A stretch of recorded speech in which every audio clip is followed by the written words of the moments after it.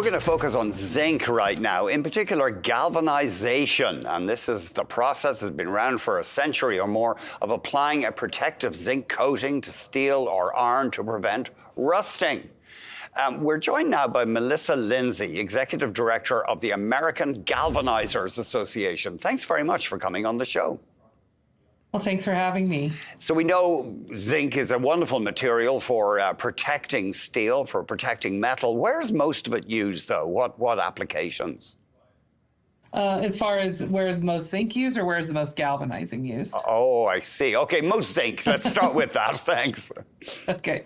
So basically, galvanizing is the biggest user of zinc. About 60% of zinc annually is going into galvanizing, either as a sheet metal galvanized product or like a batch galvanized product, which is what our association represents. And then we think of it as going on bridges, infrastructure. That's a major use, I suppose.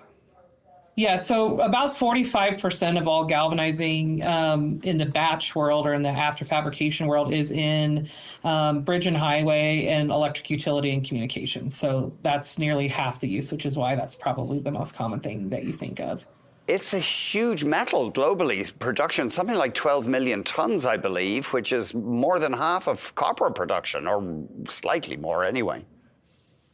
Yeah, I mean, there is a good amount of galvanized steel that is produced every year, and it varies a lot, based on where you are. Obviously, the use in, more developed countries is higher, but it's growing in a lot of those growing areas as well. So there's always a lot of fluctuation going on, but it's similar in a lot of ways in different parts of the world, but there's also some vast differences. For example, like in Europe, there's a lot more galvanizing going into buildings than there is in North America. There's more in the infrastructure. So there are some variances in that where we kind of learn from each other.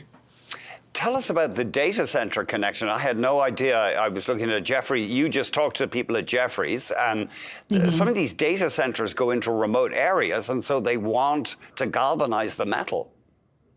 Yeah, well, there's a couple of reasons. That's one of the big reasons I know I talked about at Jeffries is that they tend to be kind of in remote areas. And oftentimes, they have a controlled environment on the inside because of all of the, equipment in there. They want to keep it a little cooler. Galvanizing is also commonly used in like coolers and cooling systems because that doesn't affect, the protection or the metal in any way. And then you also have kind of the difference of that, right? Where it can be very hot outside of the building on the outer part of the building and cooler in the inside. So you kind of have a variance in temperature. So galvanizing is just well suited for that because obviously it's used in the atmosphere all the time. So I think that's part of the reason is just not really worrying about any detriment to the equipment inside as well as the building outside if you don't have eyes on it all the time. So your members, the galvanizers, one of their big costs is the zinc they use. Can you remind us what's been happening with zinc lately? It's been a little bit of volatile up and down, but actually in the last year, toward the end of 2023 and into this year in 2024, the premiums were definitely quite high. I know that when the contracting was being done, which is usually around this time last year, like a lot of the zinc prognosticators were saying that the contracting and the spot premiums were some of the highest they'd ever seen. And that was just, basically is a supply and demand thing. There were some smelters and some mining that went, quiet, so to say, or did some renovations coming out of COVID and just are not fully ramped back up. And, China has not been fully ramped back up. And so they just have been kind of like a little quieter. And so, and particularly in North America, it was pretty tight.